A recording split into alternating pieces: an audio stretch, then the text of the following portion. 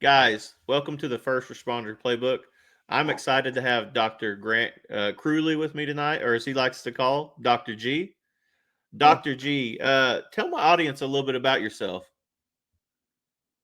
Um, well, first and foremost, I'm a martial specialist, and I trained over about 46 years altogether.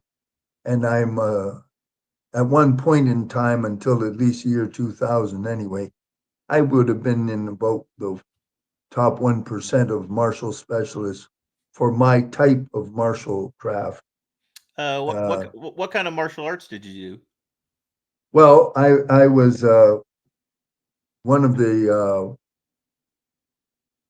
elite people for Yoshinkai Aikido, and I train about 50,000 hours there. And then I carry Gembu Soto Jits on my shoulders, which is my teacher Kushida Sensei's family sword method. His father was decorated by the Emperor of Japan for uh, participating in the war in Manchuria. And then I studied now at least 26 years under Yagyu Nobuharu Taida Toshimichi and Yagyu Koichi Tada Toshinobu, 21st and 22nd Grand Master of the Owari Yagyu Shinkageru. So that's a professional sword. And that's the only type of martial craft that I still continue. I left Aikido in the year 2000. And then I did 4 years of studying for lethal engagement of mass as far as warfare goes, or hand-to-hand combat under Michael Robert Pick, who served First Marines in Vietnam, and he's a Mr. Pick is a specialist. He's an older man now, but he was always basically not for the public. He's engaged for like black ops. The military would call him in. He served 3 tours of duty in Nam, and he was a Marine sniper. Um, so he was a real. I always was privileged to study under great men, uh, all of them masters in their craft. And then I did tactical firearms in my back in my 40s. I began trying to become a real professional at tactical firearms, and I began with front sight under Chuck Taylor, Gabe Suarez, and Mark Fleischman. And I continued for quite a few years to know Gabe and Mark, who I respect tremendously. And there's a number of other guys that I had a chance to study under. But I want you to understand now, as far as martial capacity goes, I was never in a firefight. I'm street tested. I always put myself in harm's way in Detroit and in the bar scene and all that kind of stuff. So I'm not a dojo person. I call a dojo person is someone who just looks good in the dojo, but they can't go out into the world. I'm not like that. I always pride myself on being the real deal. You And applied it then applied it in the real world. yes, otherwise I would consider myself fake. Yep. And then uh, later on, I moved on to becoming a professional healer. I'm a distance healer now. I became a licensed doctor in Georgia and Tennessee, and then I uh, learned how to be a distance healer. So I'm a specialist of quantum physics and consciousness, and I help people all over the world. Uh, I live in Thailand now. I moved to Thailand 2015, and if you can be on Mars, it doesn't make any difference to me. I will take care of you from wherever you are using quantum physics. So once upon a time, my whole life was to be a professional warrior class man, and I trained. I was always proud to train military and police personnel, and I was trained by them, especially Marines. Yep. And I always was very honored to do that kind of thing, and that they would come and study under me. And the idea was to be a consummate elite warrior.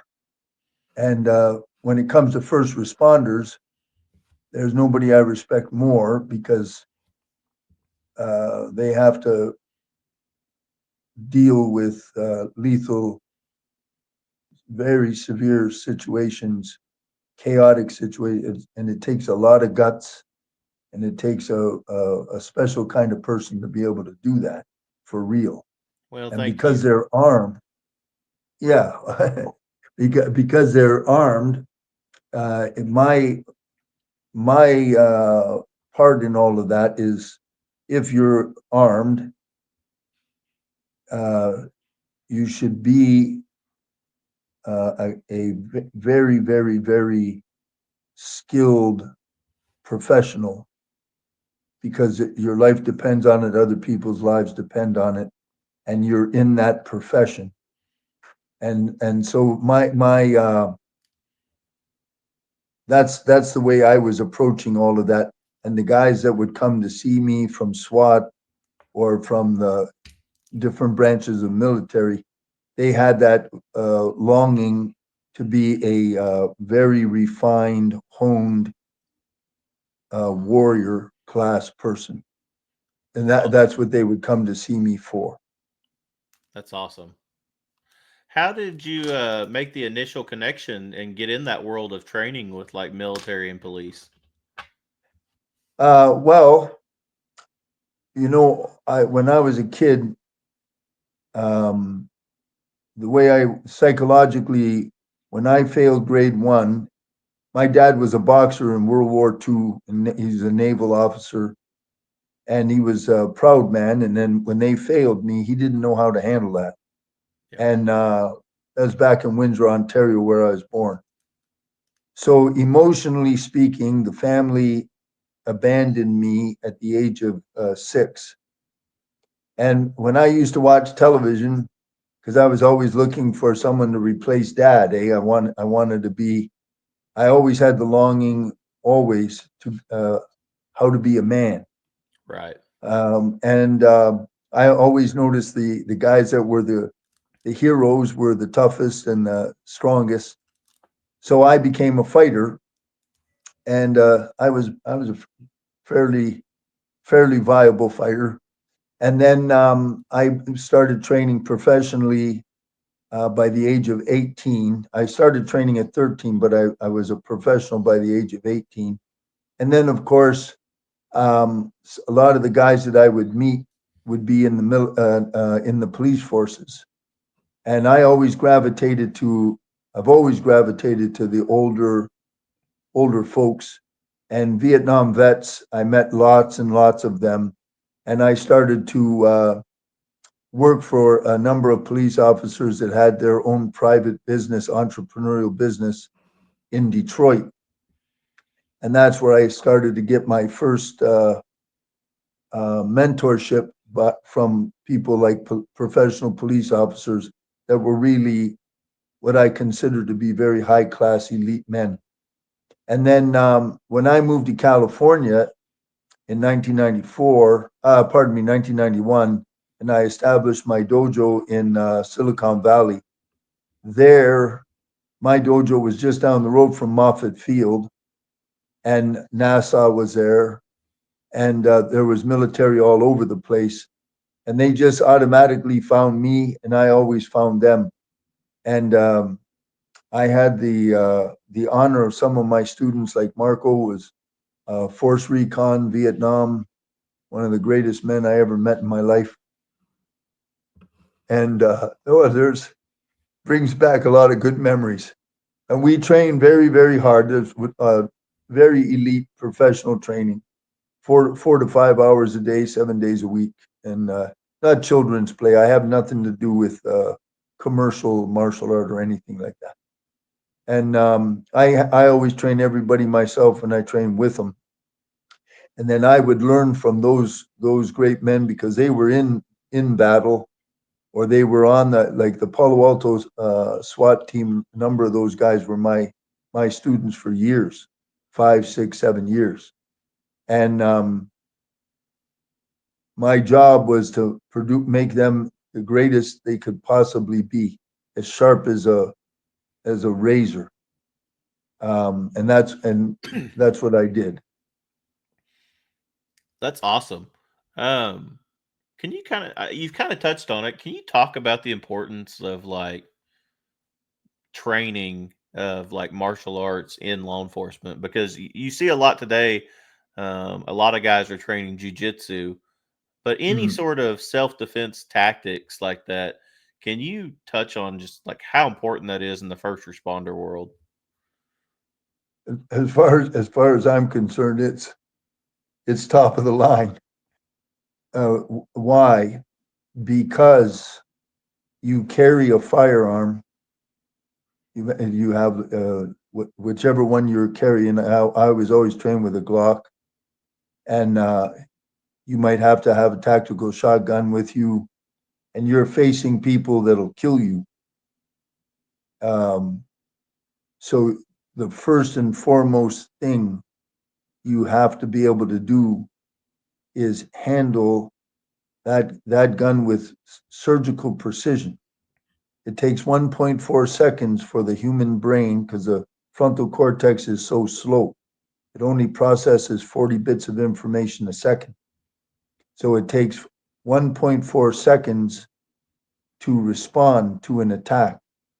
And a guy can uh, close the distance of 21 feet in 1.4 seconds. So if he has a knife and you have a Glock, for you to bring that into battery and take aim and give him two shots center of mass, you need a minimum of 1.4 seconds, but he can run 21 feet. And most situations are going to happen real close quarter.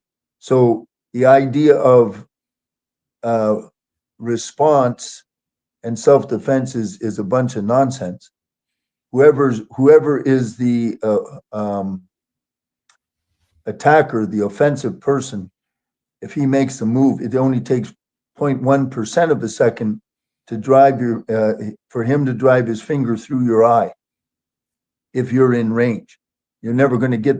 So you need to be a very sharp warrior class person who can very consistently handle that gun really, really well. If you choose to hold a knife, you better know how to use it. Knife fighting, of course, is a bunch of nonsense. As far as fighting someone, you have a knife and he has a knife. That's 10 miles of bad road because the knife is so short. So the distance you're fighting someone very close to you, and you cannot control any tiny angle, any twisting. That's why a knife is considered one of the most dangerous, lethal weapons there is because it's so versatile. So all of those kinds of things you should know and train yourself, and then of course, you've got to be in good shape, and you have to have that kind of mental attitude. Whether I get hit or cut, I keep going no matter what. You got to drill it into your consciousness, and then there is all of the other knowledges that the officer or responder needs, all of the laws, paperwork, the ins and outs of all those things. But if you're dead and gone, or they kill you, or you're maimed, and the paperwork doesn't mean anything. Yep. And if you get yourself into a situation, let's say for whatever reason, you don't have backup, and there's 2, 3 guys, what are you going to do? So you have to not only it's not realistic to think you can just fight and beat off a whole bunch of people like the movies, but you can control them mentally.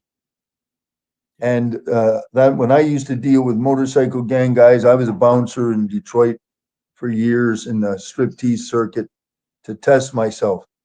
When you get these guys in front of you and they're way the hell bigger and stronger than I am, and I'm not, Bruce Lee is in the movies.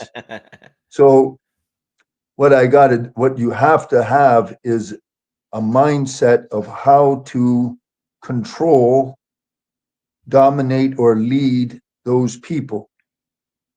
And you got to be, no matter how scared you might be inside, you got to look like Clint Eastwood on the outside. And all this stuff takes practice. So, as Jim Rohn would say in terms of business, you groom yourself in private to have success in the public. So, just like the Marines or anybody, the only thing you can do that you can control is how well you're trained and how well you're prepared. And like I said, I always regretted, I'm an older man now, but those days are gone. But I always regretted the fact I was never in a firefight. I was in all kinds of other situations, but I don't know how I would do. And I always wondered. Yep. But I trained myself. I always train to be as elite as possible so that when you're in lethal engagement of math, when you're in a lethal engagement, your skill level and fine motor control will drop a minimum of 50%. 50%. Wow. Now, if you're poorly trained, you won't hit the broadside of a barn. Yep. If the stress level, because the stress and the fear drives the cortisol, the amygdala lights up, cortisol drops into your system, all of the adrenaline goes to the large muscles, and the fine trigger control, sight picture, sight alignment trigger control that you need to be able to hit that target, especially if he's moving or if there's more than one. You have to be highly trained. So that was always my, and still is, that's my number one advice. If you're going to carry a firearm, be as good with that thing as you possibly can. And it doesn't take. You can do, like Gabe Suarez would say, you take dry fire practice 15 minutes a day, dry fire, and then say once a week, go down and validate your firearm skill with some live fire, and just keep yourself sharp. You got have to be sharp, have to be strong, and have endurance. And let's say you're in a chase, and if the other guy is in real great shape and you're not, what are you going to do? Yeah. Yep. So all those things go into play. And I'll never forget when I saw the extreme expertise of Mark Fleischman, Gabe Suarez. Looked like a machine. Is beautiful. So I use that example, and then you meet these guys, like Marco was in Vietnam. He was force recon. Or you meet Mr. Pick, and when they're talking from their guts, Yep. from experience. And I always gravitated to those kind of men, and I try to absorb that into myself, so that, like Mr. Pick says, iron sharpens iron, man sharpens man. We inspire each other. We inspire each other, and I'm Absolutely. a huge believer in that. I love that because you got to train your mind, body, and spirit. Yes. You really do. Let me ask you something. Do you think I see that you got your doctorate and you did chiropractic work. Do you think your martial arts background helped you to prepare to finish that and get it done? Yeah, of course. Um, it's all the same mindset. When I was a martial artist, I wasn't a person where I'm trying to do it for me. Yep. So the fundamental thing about, for me, is service and purpose. So I was a person who served the craft to pass it on to the next generation, and then I served my teacher I serve my students, I serve the society. So then a doctor, what's a doctor? Same thing, Yep. service. Everything I do and everything I believe in is purpose and service driven. So it transferred that way. And then, of course, I'm like, I won't give up. Eh? Nothing going to stop me. There's nothing wrong with So, that. yeah, once I set my mind, I had my back broke right in half when I was 27 weight training, and that slowed me down for 3 years. But I came back. I'm crippled now. I had a huge car crash 16 months ago, and I'm just now able to walk for the first time in an entire year. I've been I'm all alone here. My wife works in Norway to support her family, so uh, I have to sort of remake my spine chiropractically. I'm not ever going to have no operation. I never did have an operation, so my nerves got enormously inflamed, and but nothing going to stop me. The thing that makes me get up and move, people count on me all over the world. So as long as people need me, nothing's going to stop me unless I'm dead.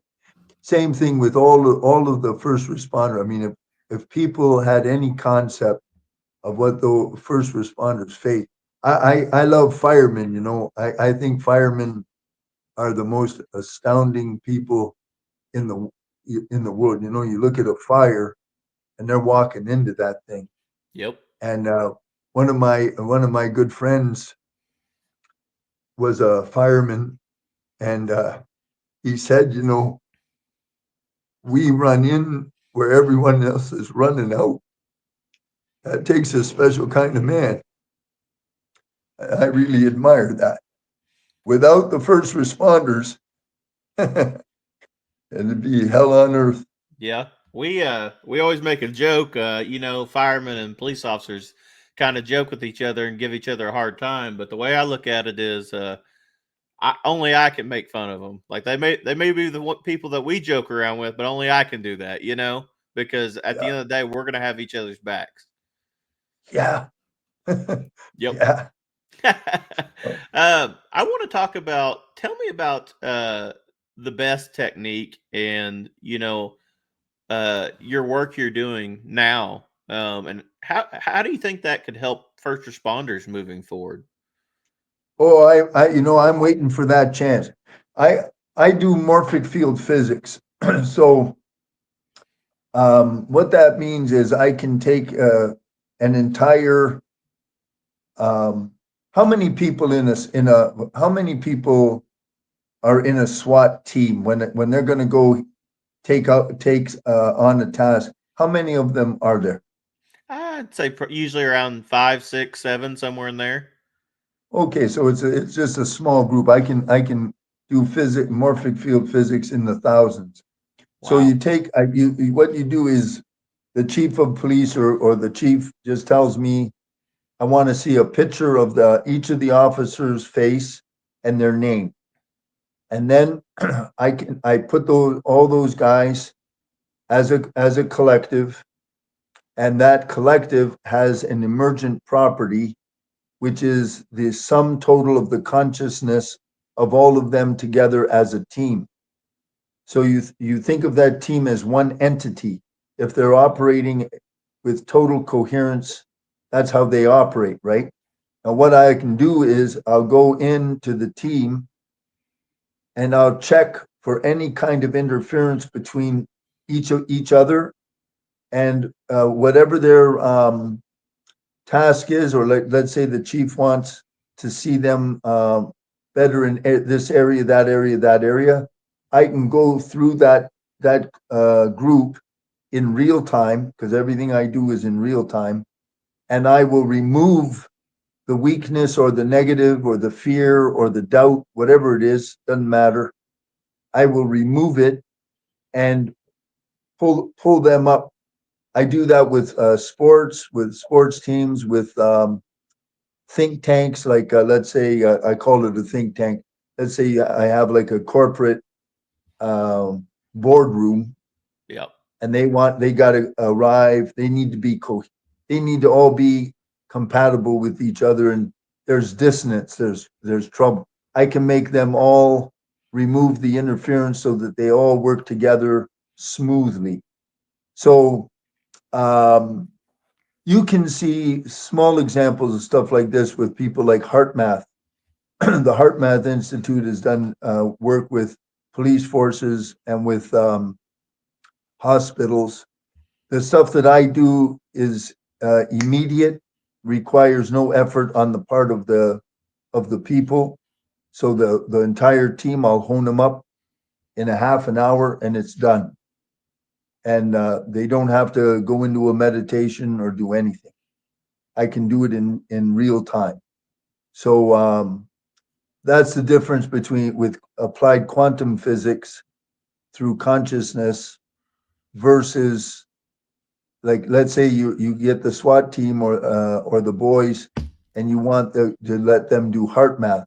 What is that doing? Well, within 5 minutes of doing that meditation, cortisol drops 45%, DHEA comes up 45%, and the brain in their head, the cranium, uh, entrains to their heart rate variability rhythm.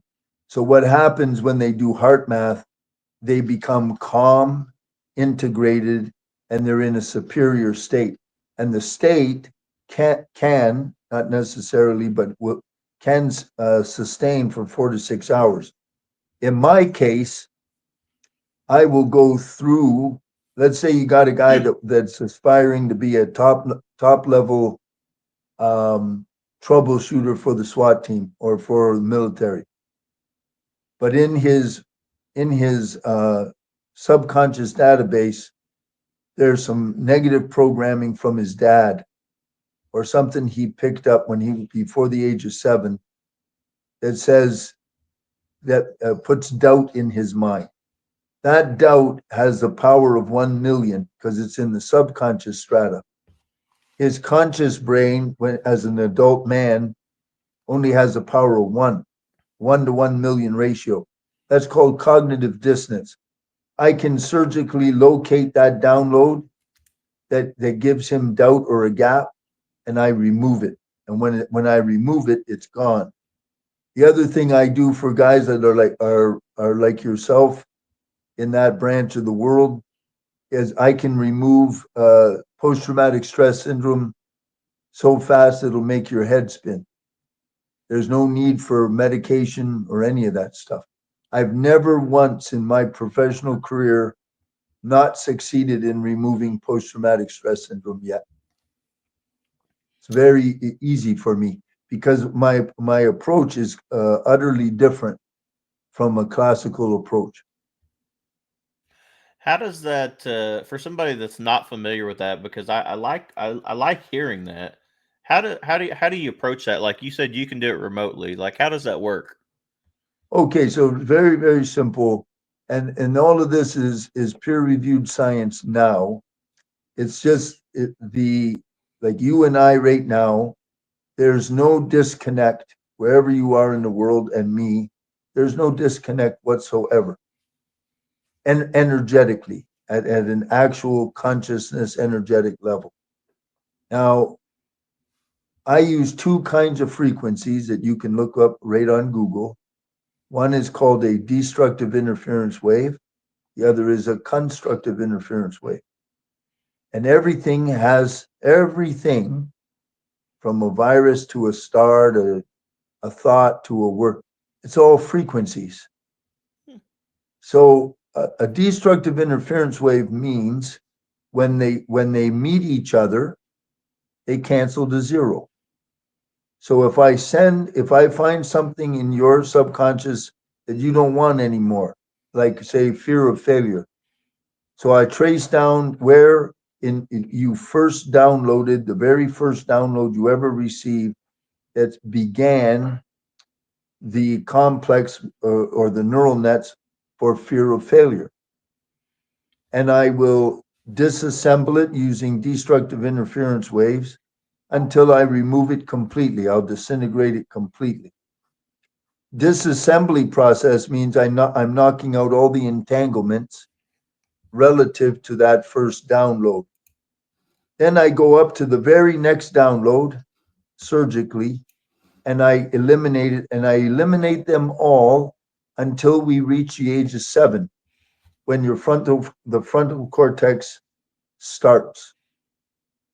Once I do that, the fear of failure in you as a grown man now has no foundation.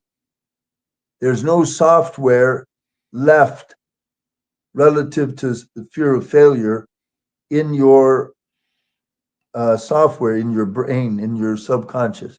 Nothing there. Then I come up to you now at your age now, and we ask the question, is there any active program that supports or sustains a fear of failure in me now? And if we get a yes, I will disassemble it and shut it off.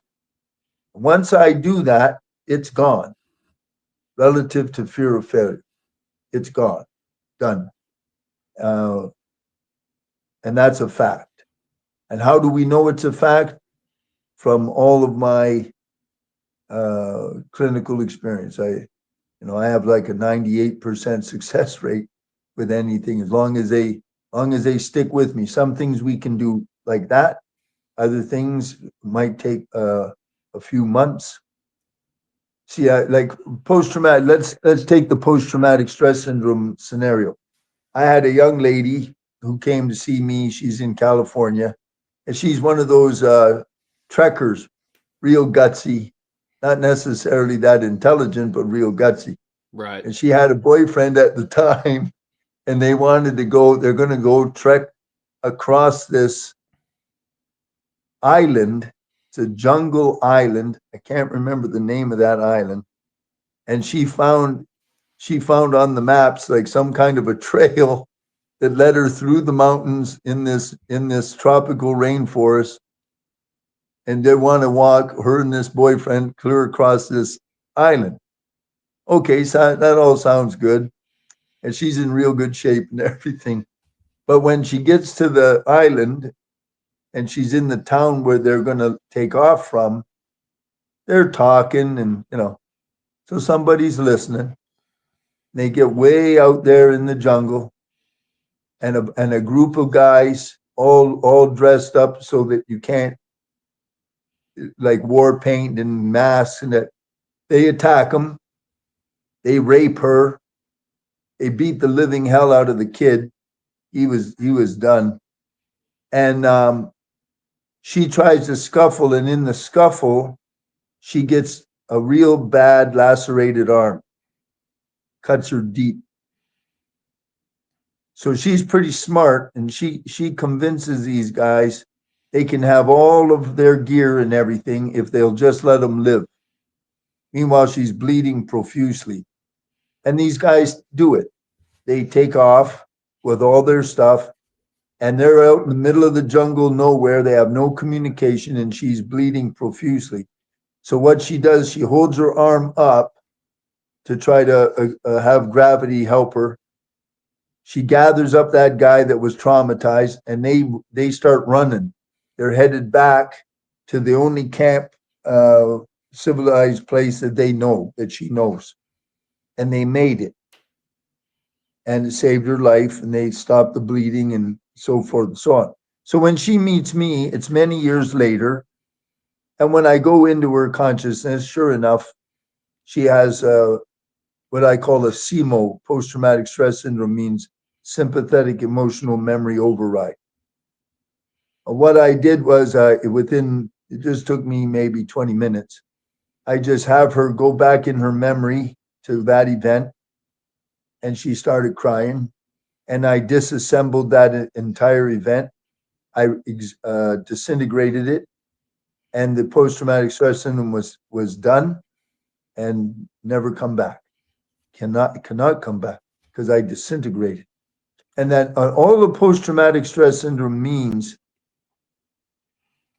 sometimes when we get really shocked, especially if there's heavy emotion, The mind, instead of being able to process it, it locks. Now it records those events at 40 million bits of information a second. So there's all this detail below our consciousness. But it locks. It's like a movie. And anytime there's an environmental trigger that touches off that movie, it plays. As soon as it plays, the hypothalamus and the thalamus dumps all of what we call the neuropeptides that encode that experience back into the system, and they suffer and they relive it. If you shut the movie off, it's gone. Then the brain recalibrates, comes up to the present moment, and you're good to go. And that's what depth healing is able to do. Does that make sense? Absolutely. And that's such a interesting way of like I've never really thought of that, but I really like hearing that because traditional therapy, cops, first responders in general are very hesitant on doing that. And Yeah. you know, I think that there's definitely some market there for you to start getting this out there and like introducing it I, into that first responder world. I just don't have the contact right now. And here in Thailand, of course, this is a different world entirely. But I'd give anything to find a contact to be able to show them, because what I can do for them is so fast, and it's rock solid. It's just rock solid. That's I awesome. proved that with sport too. I have three different coaches that I've shown in no uncertain terms what depth healing can do for their teams, and uh, hockey and volleyball take the whole team and just change performance right away. So I'd love to work with first responders. And the amount of stress, people have no clue the kind of stress that the first responders have to deal with. Um, there are so many of the guys, you'll see them. They're seasoned. They're calm, cool, and everything. They move through that world really well. There are a lot of guys. They are not. They are not able to process the stress, the fear, the what they see, what they experience, and it accumulates in their mind and in their body, and it hurts them. It make them angry, resentful, turn them cold, close their heart, all kinds of things. I can help all of that. I can help. I can help all of that, and I can do it from any in the comfort of their home. They don't have to go to a special room and sit and meditate or invest time. I just do it for them. That's the number one difference between myself. It's convenient. You just tell me what my targets are, and I'll change it for you. That's It's awesome. that it's that simple. That's awesome. I will definitely get your email after this. We'll see if we can get something set up to where we can get you some contacts if that'd be okay with you. Oh, are you kidding? That would be so wonderful. And you can always tell these guys, if you go to make contact, I'll be very happy to prove it. You just we'll just set it up, and I'll handle it so they can see it firsthand and experience it firsthand. I always do everything that way. And then if they once they see that, I think it'll blow their mind. So I'll be very proud. That would be wonderful, That's because awesome. I love those guys. Uh, most people, they just go through their life. They enjoy what they enjoy, and if nothing terrible happens, life is just whatever it is. But for a guy that's a first responder, a real good movie.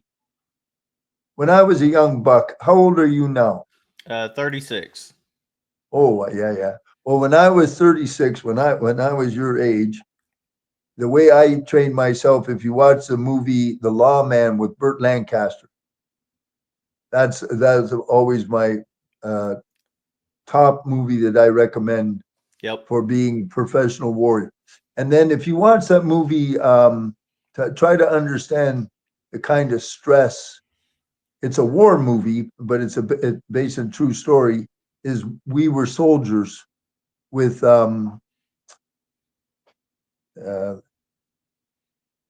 Mel Gibson, and Yes. he plays that commander. And you see his social life, and then he leaves the door, and he goes into this world.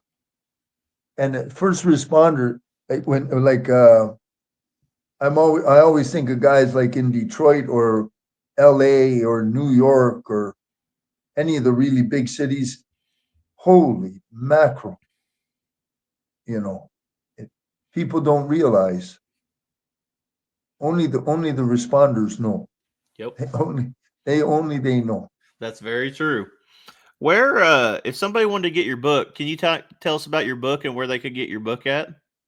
Yeah, the book is just on Amazon. It's a nice little 60-page book that I wrote back in 2012, and it was designed basically for like the Silicon Valley corporate life of nothing but stress.